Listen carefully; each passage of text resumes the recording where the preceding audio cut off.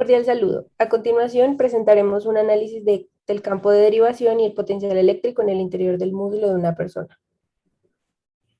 Para empezar, se debe tener en cuenta que tanto las extremidades superiores e inferiores del sistema musculoesquelético están formados por diferentes tejidos como músculos, nervios, venas y arterias por donde circula la sangre. Cada uno de estos tejidos presenta diferentes propiedades eléctricas, lo cual hace que el estudio del campo eléctrico en el interior tenga diferentes comportamientos dependiendo de distintos factores que se exponen a continuación.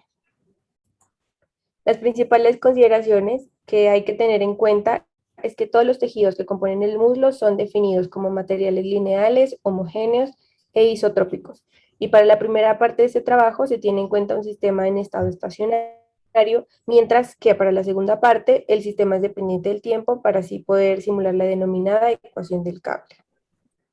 Para este estudio se selecciona un corte transversal del muslo, donde se puede observar el fémur, el nervio ciático, los diferentes músculos que componen el muslo, las venas y arterias.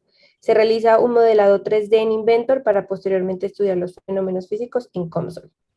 Para la primera parte del trabajo se diseña una derivación eléctrica longitudinal y transversal que depende de cómo están posicionados dos electrodos definidos para la entrada y salida de corriente. Y en la segunda parte se selecciona el nervio ciático como fuente bioeléctrica para la implementación de un modelo de la ecuación del cable y un modelo electrostático.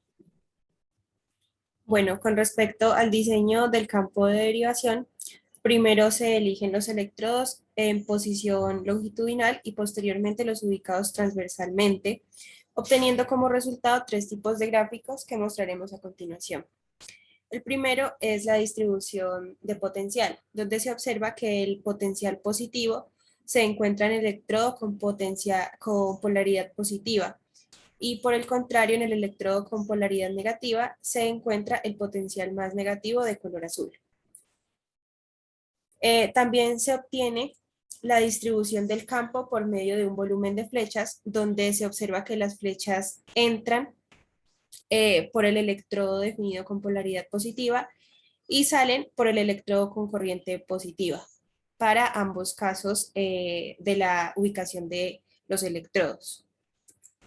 Posteriormente, en las gráficas de líneas de flujo, es difícil percibir un comportamiento de la intensidad de campo eléctrico que se puede dar por la cercanía que existe entre las venas, el hueso y el nervio ciático.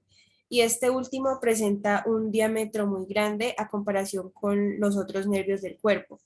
Y todo esto puede provocar que la tendencia del potencial no sea clara, porque los valores de conductividad eléctrica son muy similares en los tejidos. Y además, la permitividad es muy alta en el nervio, lo que aporta en gran medida a la densidad de campo en este sector. Eh, que como ya se dijo, es de gran tamaño y es muy cercano al hueso. Bueno, en estas dos gráficas sí se puede observar que la dirección de la densidad depende de la ubicación de los electrodos. En este caso, si se eligen terminales longitudinales, se obtiene una densidad en dirección Z, y en este otro caso se observa una densidad con dirección Y. Aquí podemos observar cómo es el potencial eléctrico a lo largo del músculo vasto intermedio, donde se obtiene que en el electrodo con terminal negativa están los potenciales negativos y por el otro los positivos.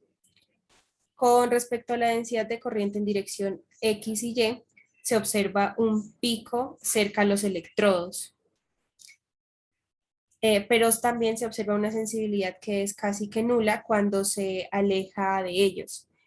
Pero en dirección Z se observa la mayor sensibilidad de corriente, lo cual concuerda con el volumen de flechas, porque la totalidad de las flechas lejos de los electrodos solo presenta dirección Z.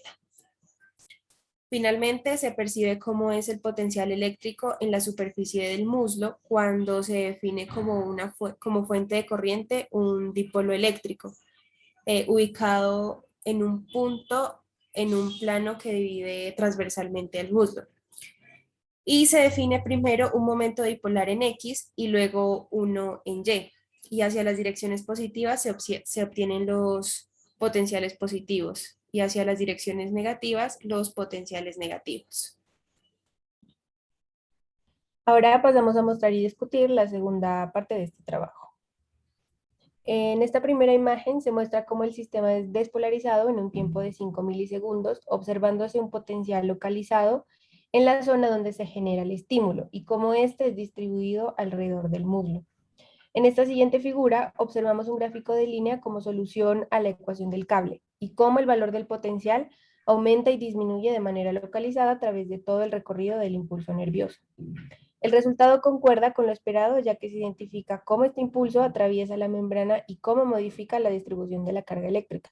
Además, también se observan valores de potencial muy pequeños que se indican más detalladamente en esta figura. Aquí se muestran cómo es el potencial en los últimos milisegundos. En este momento se puede dar una hiperpolarización porque en este punto los potenciales se vuelven más negativos con respecto a los primeros 5 milisegundos cuando se presenta el pico de potencial. Además del comportamiento que aquí se observa, se puede deber a que la neurona ha superado cierto umbral después de producir un potencial de acción que genera que la carga eléctrica se incremente y posteriormente se genera la despolarización, como se observa en los picos más altos de esta gráfica. En este siguiente gráfico de línea se muestran las diferentes fases que están presentes en el potencial de acción, las cuales se asocian a la permeabilidad de la membrana del muslo, generando cambios en las corrientes iónicas y por ende en el voltaje de la membrana. Estas fases pueden representar la apertura o cerrado de algunos canales de los electrolitos, produciendo el comportamiento que aquí se observa. Por ejemplo, el ascenso puede indicar la apertura de los canales de sodio. Esta siguiente sección puede corresponder a la apertura de los canales tipo L de calcio y finalmente el descenso indica la apertura de los canales de potasio. Finalmente, se concluye que el estudio de las propiedades dieléctricas nos dan una idea del comportamiento del potencial al interior del cuerpo, siempre y cuando se tenga en cuenta que estos valores se han estandarizado debido a que los diferentes estudios relacionados con la fisiología eléctrica y campos bioeléctricos y que estos van a depender del lugar y de las condiciones en las que se encuentra el tejido a estudiar. Además, también se puede decir a partir de los resultados que dependiendo del comportamiento del potencial sobre distintos puntos del muslo, se puede percibir cómo es el potencial de acción relacionado con la apertura y cierre de diferentes canales iónicos, además de definir cómo es el comportamiento de la membrana celular durante este potencial. Muchas gracias.